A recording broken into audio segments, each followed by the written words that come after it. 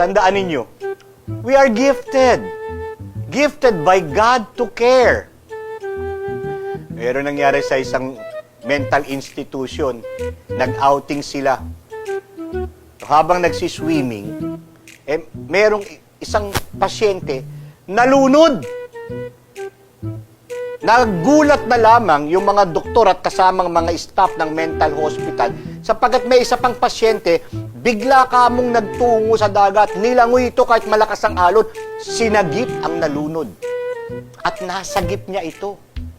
Natuwa ang mga staff at ang mga doktor sa ginawa ng lalaki, ng pasyenteng ito, na pinakita ang kanyang pagmamalasakit sa kapwa-pasyente at iniligtas ito.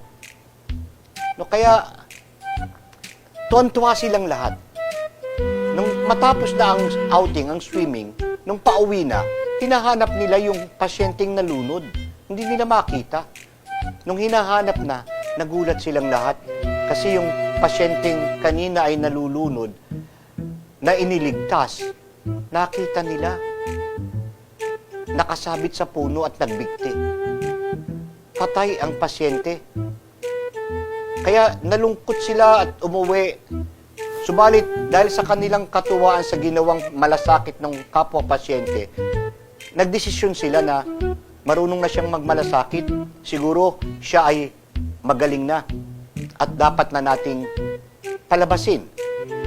Kaya tinawag kinabukasan ng pasyenteng nagligtas doon sa pasyenteng nalunod pero nagpakamatay din. Sabi ng mga doktor, kami natutuwa sa iyo sa iyong ginawa kahapon dahil nakita namin na marunong ka na magmalasakit. Kaya balak namin na palayain ka na. Sabi ng pasyente, maraming salamat naman po kung ganun. Kasi yun naman po talagang dapat gawin ng bawat isa, magmalasakit sa kapwa. Oo nga, kaya binabati ka namin. Kaya lang, kinalulungkot namin sabihin sa iyo, yung pasyenteng iniligtas mo kahapon, nakita din po namin, nakita namin siya, na nakabigti at siya'y patay na. Sabi ng pasyente na papalayain na sana. Ay, hindi po siya nagbigti. Sinabit ko po siya doon para matuyo.